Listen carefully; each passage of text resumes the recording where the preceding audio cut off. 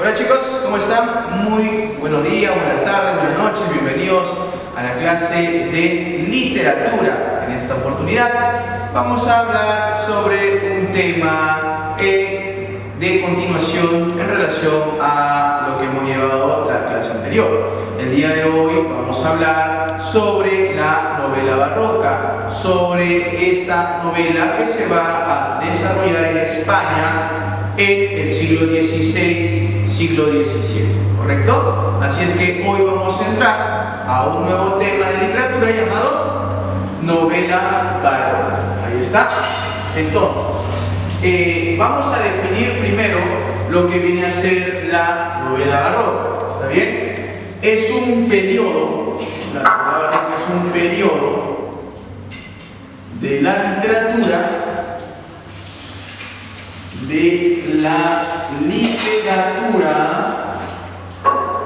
donde destaca el género narrativo.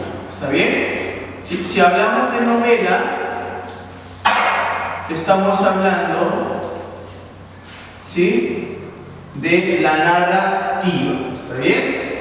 El género, vamos a colocar por acá, el género narrativo. Estamos hablando en el siglo XVI, el siglo XVI y XVII. ¿Dónde, profesor? En España. Todavía estamos en España. Todavía estamos hablando de la literatura hispanohablante, ¿correcto? Ahora, profesor, ¿qué tipo de novelas vamos a encontrar acá? Tenemos la novela caballeresca, la novela bizantina, por el otro lado tenemos la novela morisca, perdón, por otro lado la pastoril, ¿no? Bizantina y la picaresca. ¿Está bien? Repito nuevamente: caballeresca, pastoril, morisca, bizantina y picaresca. ¿Está bien? A ver. La novela caballeresca va a relatar hazañas de guerreros, de héroes, en este caso de caballeros andantes, ¿ya? Estamos hablando de la novela caballeresca, donde va a haber un fiel caballero que va en busca de su amada, de su Dulcinea, con el objetivo de salvar al mundo. Él se considera un héroe, ¿ya? Tenemos una obra llamada Amadís de Gaula, ahí está. Amadís de Gaula, ¿sí?, que es un guerrero, caballero andante de la Edad Media en ese entonces. En la novela pastoril, alumnos, hablamos de la vida de los pastores, la vida del pequeño campesino que va a estar rodeado del paisaje. Estamos hablando de pastores, pero que se van a adentrar a una temática amorosa. Vamos a hablar del amor. Una obra muy conocida, tenemos las églogas de Garcilaso de la Vega. ¿Recordarás tú las églogas de Garcilaso? ¿Sí? Muy bien. Habíamos hablado en la clase anterior acerca de Salicio y Nemoroso, que son los personajes de églogas. Pasemos a la siguiente columna. Vamos a hablar ahora de la novela morisca. Cuando yo digo morisca me refiero a los moros, y si yo digo los moros, son los musulmanes. Entonces vamos a hablar de que el protagonista es un caballero musulmán, pero es un caballero musulmán que no va a tener ningún recelo u odio hacia los cristianos, sino todo lo contrario, es un musulmán solidario y amical. ¿Está bien? Tenemos acá historias de Abencerraje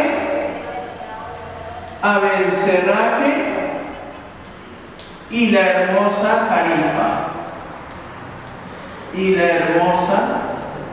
Jarifa, ¿no?, que son los protagonistas de esta obra y que representan a la cultura musulmana.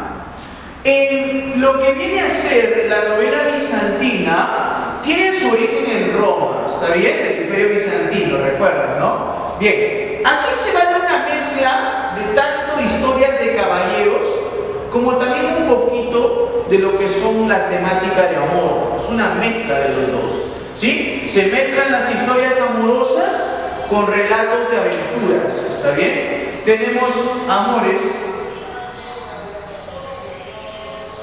¿está bien?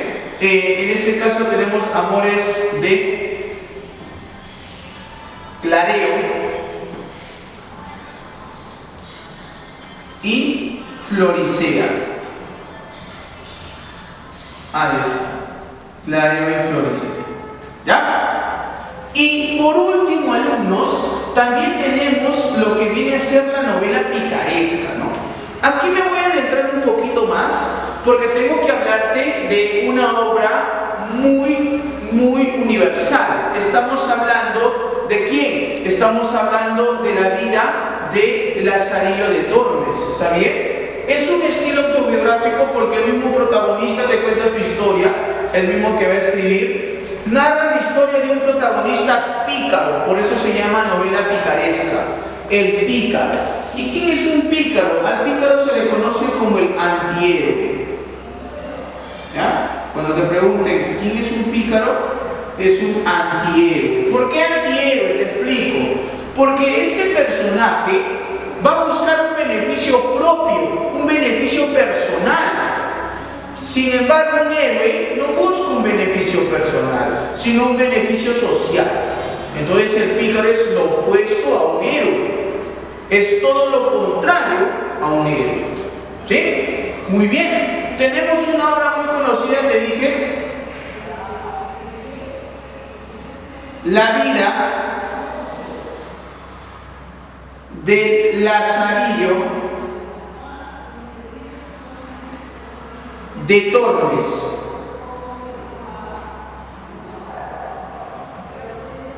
Y de sus fortunas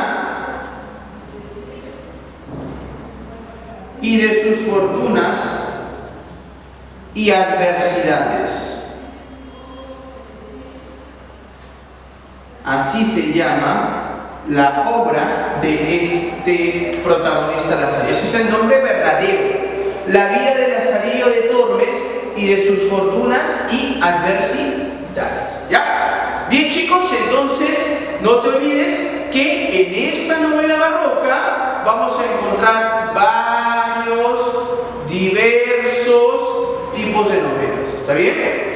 Lo repito nuevamente, tenemos la novela caballeresca de un héroe, pastoril, que me habla de la vida de los pastores, morisca, donde el caballero andante es un musulmán, bizantina, donde se mezcla el amor y las hazañas de guerreros, y la picaresca, bueno, donde hablamos de un protagonista pícaro, es el vivo, es el astuto, el sagaz, que va a buscar un beneficio propio, por eso se le conoce como antihéroe. No te olvides de Lazarillo, ¿no?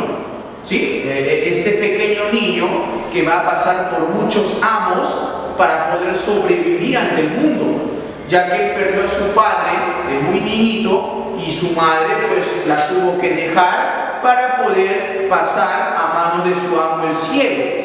Después del ciego se fue al clérigo, escudero, buldero y así. ¿Está bien? Y así empezó a crecer y a ser una persona viva, ¿no? Porque de cada amo aprendía algo bueno y algo malo a la vez, ¿no? ¿Sí? Muy bien. Sigamos, alumnos, sigamos, no nos vamos a detener. Nos vamos al número 5. Hablemos del estilo barroco, ¿está bien? El estilo barroco tiene sus orígenes desde las obras de ¿quién?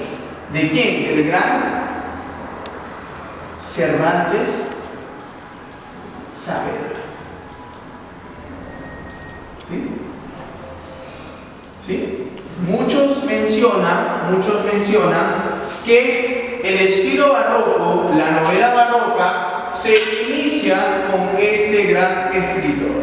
¿Cómo se llama este gran escritor? Cervantes Saavedra. Que a él también se le conoce, escúchame bien, ¿no? A él también se le conoce, ¿sí?, como el Boccaccio español. el Boccaccio español, en mención a Giovanni Boccaccio, ¿no? Porque Giovanni Boccaccio era un personaje que destacaba mucho en lo que era la novela, ¿no? Cervantes Saavedra va a tener un estilo similar al de Giovanni Boccaccio, al de ese italiano muy reconocido. A él le van a conocer como el Boccaccio español, ¿no? Porque, bueno, tú sabes que Giovanni Boccaccio fue italiano, ¿no? Pero a él le van a conocer como el Boccaccio español. ¿Sí? Muy bien, alumnos. Ahora, yo voy a enfocarme, vamos a hacer más análisis a este personaje, a Miguel de Cervantes Saavedra, ¿sí? Vamos a hablar de él, vamos a hablar de su obra más representativa y cuál es el tema, cuál es la reflexión, cuál es ese mensaje al final que te va a dejar esta obra universal, porque es una obra que quedó para la historia, es una de las mejores obras en el habla hispana. ¿Sí? Empezamos. Hablemos de Miguel de Cervantes Saavedra, ¿no? Como el máximo representante de la lengua castellana. Es más, tú debes saber que Cervantes Saavedra nace un 23 de abril, justamente es el día del idioma castellano. ¿En mención a quién? A Cervantes Saavedra. Él nace en el año 1547 y va a morir en el año, va a fallecer en 1616. ¿Está bien? ¿Sí?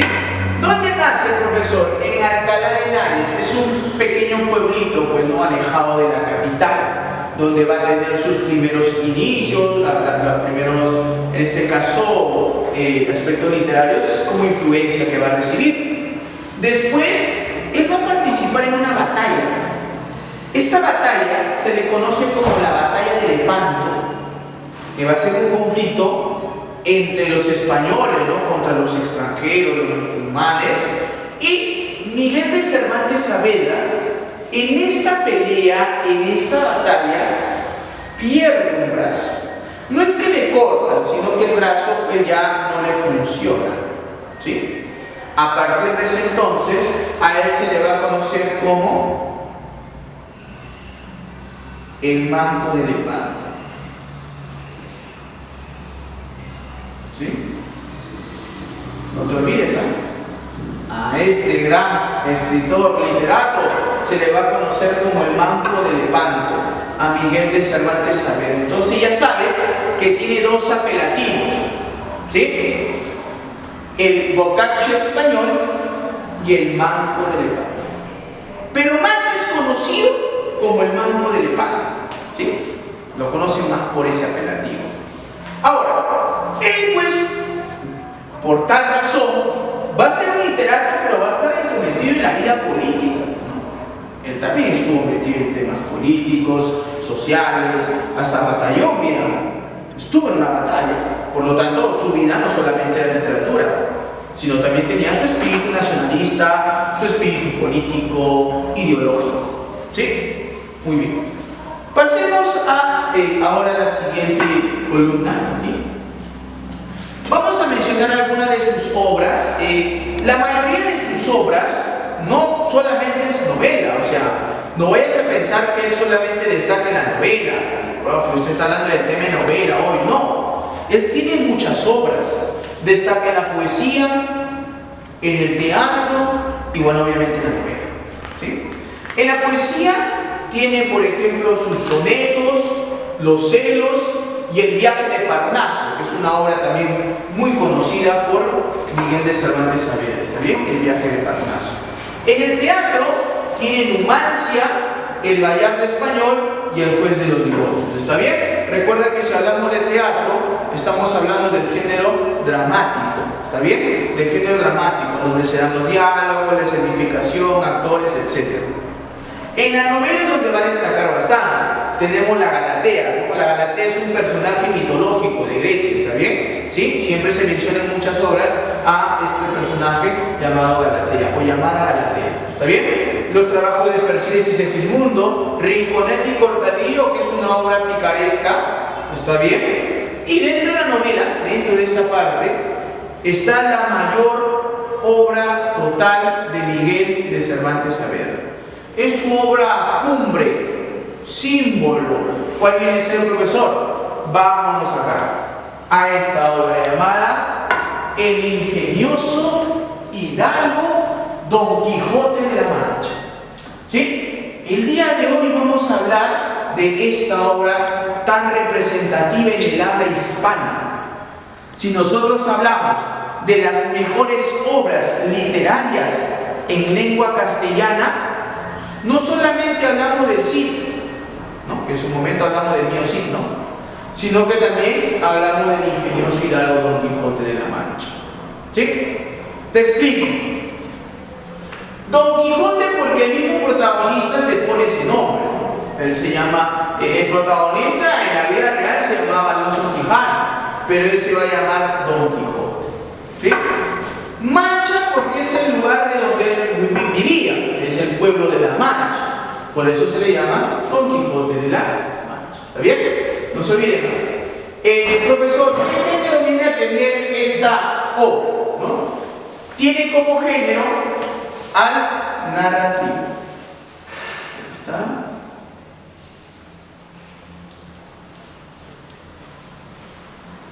¿Sí? Y la especie, si es género narrativo, es una novela. Es una obra extensa, ¿no? El ingenioso hidalgo Don Quijote de la Mancha. Tiene muchos personajes, una gran cantidad de nombres, ¿ya? Su estructura está dividida en dos partes. Dos partes. ¿Por qué? Porque la primera la va a publicar, a ver si la cámara me acompaña acá a la derecha, la primera la va a publicar en 1609 y la otra parte se va a publicar en 1617, un año después de la muerte de Cervantes Saavedra, perdón. ¿Sí? Bien, hablemos de la obra. El estilo que va a presentar es un estilo cervantino. Así se le llama el estilo cervantino, ¿ya? Te explico, ¿por qué cervantino, profesor? Porque cuando tú te pones a leer la obra, el mismo Cervantes Saavedra te aplica tres tipos de lenguaje. ¿Sí? Tres tipos de lenguaje. Un lenguaje objetivo, que viene a ser el lenguaje del mismo narrador. Vamos a llamar acá lenguaje objetivo. O sea, el mismo narrador externo te cuenta la historia, pero llega un momento donde el mismo protagonista te cuenta su vida. Es el mismo Quijote y es un lenguaje culto, ¿sí? Como también llega un momento en que el otro protagonista, porque son dos protagonistas principales, el otro protagonista, que es Sancho Panza, el amigo de Don Quijote, también va a utilizar otro tipo de lenguaje, el lenguaje vulgar. Entonces, cuando tú te pones a leer esta obra, vas a ver tres tipos de lenguaje: objetivo, culto y vulgar. ¿Está bien? A esa mezcla de lenguajes, de estilos, recursos, ¿no? Se le llama estilo cervantino. ¿Sí? Estilo cervantino, no te olvides. La psicología que van a aparecer acá se da la famosa quijotización y sanchificación.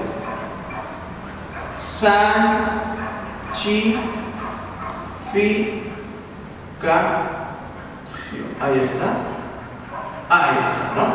Mira, te explico, ¿no? Llega un momento en la obra, ya al final, cuando el mismo Don Quijote se siente como Sancho. Entonces, a ese proceso psicológico donde él cambia su personalidad de Don Quijote a Sancho, se le llama sanchificación. Y llega un momento donde Sancho Panza también toma la psicología de Don Quijote, ¿sí? Va a sentir influencia de Don Quijote y él también se va a sentir un Don Quijote. A ese proceso se le llama quijotización. No te olvides de los intercambios psicológicos. La quijotización, cuando Sancho Panza toma aspectos, personalidades de Quijote, y la sanchificación, cuando Don Quijote toma la personalidad de Sancho. ¿Sí? Muy bien. El tema es en este caso, la lucha entre lo material versus lo irreal. Lo material definido en Sancho, lo ideal definido en Don Quijote, porque el protagonista estaba loquito. ¿Sí? Muy bien. ¿Qué más, profesor? ¿Qué otras características más podemos colocar acá?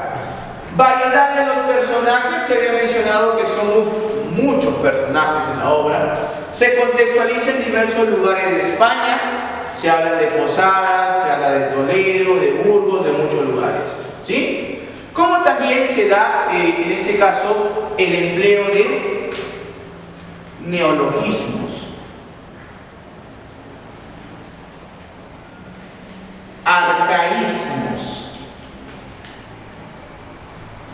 Ahí está. Profe, ¿qué son neologismos? Son nuevos, son palabras nuevas, muy complicadas, muy técnicas de encontrar. Y arcaísmos son palabras antiguas que ya cayeron en desuso. Como por ejemplo, si tú te pones a leer la obra de Don Quijote de la Mancha, pues vas a encontrar términos que en la actualidad ya no se utilizan. ¿Sí?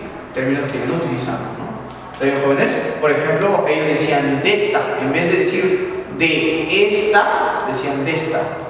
¿Sí? En vez de decir aye, decían aiga. ¿Está bien? Entonces, estos tipos de escritura, este tipo de palabras, lo va a utilizar Don Quijote. ¿Está bien? O mejor dicho, Cervantes Saavedra. Bien, ahora, voy a colocar un cuadro comparativo también acá. Por un lado estaba el Quijote. Tiene características opuestas. Él es el loco. Así. Que fue loco a este loco. Y él es el cuervo. ¿No? Es decir, el sano. El sano. ¿Está bien? Ahora, Quijote es un tipo flaco, delgado. Y el otro es gordo. ¿No? Quijote es alto y el otro es bajo. ¿Te das cuenta? ¿Sí? Entonces podemos darnos cuenta que hay características totalmente opuestas. ¿Ya? Muy bien, alumnos. Vamos a terminar aquí en la última parte, chicos, y vamos a mencionar, ¿no?, la obra, de qué manera se va a dividir. ¿Ya? Muy bien.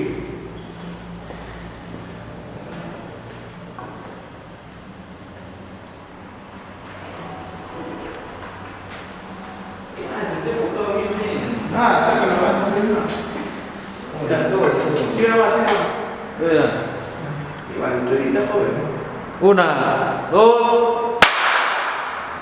Bien, entonces, ¿no?, les había comentado que vamos a dividirlo en dos partes. ¿Está bien? La primera parte y la segunda parte de la obra. Recuerda que se divide en dos partes. ¿Ya? En la primera parte, Don Quijote va a realizar dos salidas. ¿Ya? Preguntas a Marcos, ¿no? Dos salidas. En la segunda parte, Don Quijote y Sancho Panza realizan la tercera salida. Por lo tanto, ¿cuántas salidas en total se dan? 3 salidas. ¿Cuántas partes se dividen? En 2 partes. Ten mucho cuidado, no te equivoques. No se piensa que es al revés. ¿Sí? 2 salidas y 3 partes. No. 2 partes de la obra se dividen, y en la primera parte 2 salidas y en la última parte tercera salida. ¿Ya? La primera parte se publica en 1609 y la segunda parte en 1617. En la primera salida, aquí, el protagonista Alonso Quijano, así se llama, Alonso Quijano, parte a una venta. ¿Cómo es eso, no? Ya, el protagonista Alonso Quijano ya se había vuelto loco. Lo que pasa es que este señor ya viejo, demacrado, de anciano, leía muchos libros de caballería, muchas obras de caballeros andantes que iban en busca de su Dulcinea, que iban en busca de su princesa y matar a los dragones, ¿no? Subir a lo más alto del castillo, etc., ¿no? Entonces, Alonso Quijano se había vuelto loco. Él sentía que también era un caballero andante. Y él mismo se autocalifica, se autodefine como Don Quijote de la Mancha. Así se llama el mismo protagonista. ¿Está bien?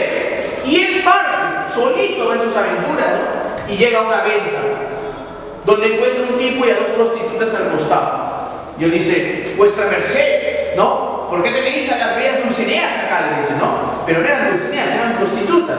Lo que pasa es que Don Quijote, en su locura, pensaban que eran dos señoritas puras y vírgenes, cuando eran todo lo contrario.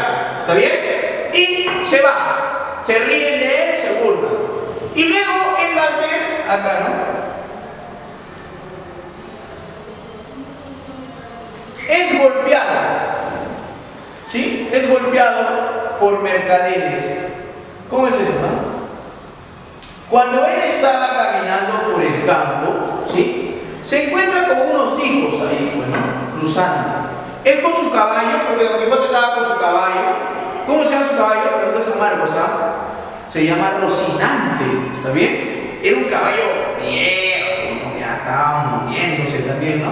Pero él sentía que era su corcel. ¿Sí? Entonces, cuando estaba yendo con su caballo por el campo, se encuentran con unos tipos que también estaban cruzando, ¿no? la pista, digámoslo así, ¿no? ¿Está bien? Entonces, cuando llegan ahí, Don Quijote les va a obligar a que digan que su Dulcinea del Toboso es la más hermosa del mundo. Les obliga. ¡Alto ahí! Vosotros tenéis que pasar, pero primero tenéis que decir que mi Dulcinea es la más hermosa. Dice, ¿no? Entonces, los mercaderes se ríen de él. ¿Qué tiene este tonto? Agarran y le dan una paliza, jóvenes. Al pobre Don Quijote, viejito demacrado, tirado en el piso. Sus familiares, el cura y el barbero, lo encuentran tirado. Lo llevan a casa. Y cuando llegan a casa, queman sus libros. ¿Sí? ¿Está bien? ¿Sí? El cura, el barbero, la criada, que eran sus familiares de él, llegan a casa y miran, uy, Don Quijote se volvió loco, ¿no? ¿Cómo le van a hacer eso? ¿Qué hace con este casco que estaba en la cachina tirada ahí? ¿De dónde sacó esta espada toda rota? ¿Y esta armadura dónde lo encontró, no? Entonces dijeron, no, se ha vuelto loco. Él piensa que es un caballero, pobre abuelito, pobre anciano. Eso pasa porque mucho lee obras caballerescas, obras de guerreros, son tonterías. Y quemaron todo su libro de caballería. Por eso tú debes recordar, debes tener en cuenta que la obra de Don Quijote de la Mancha tiene una finalidad. ¿Tú sabes cuál es su finalidad? ¿Cuál es la finalidad de la obra de Don Quijote? ¿Cuál es la finalidad? ¿Resaltar al caballero andante? No. Parodiar al caballero andante.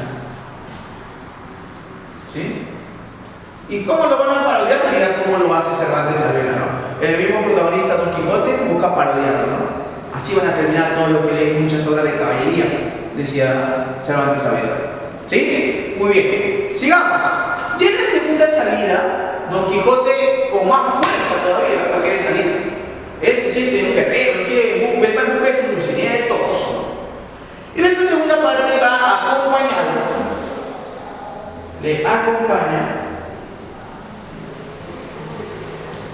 su fiel escudero,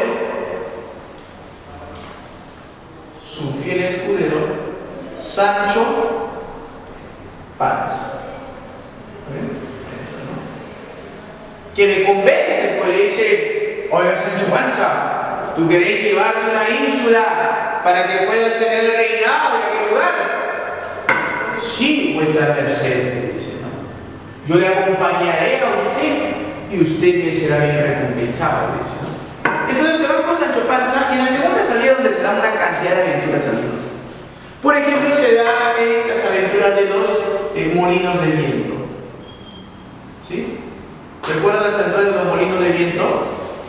Donde Don Quijote, piensa que son gigantes, ¿no? Monstruos enormes, ¿no? Que tenían apresado su Dulcinea del Toboso, ¿no? Pero al final eran molinos de viento que estaban girando las aspas, ¿no? Don Quijote se va con todo y termina tirado en el piso. Sancho Panza dice, ya ve vuestra merced, y lo que yo le había dicho eran molinos de viento, no eran enormes, gigantes como me decían, ¿no? Entonces, los molinos de viento. También acá, ¿no? Las aventuras del rebaño.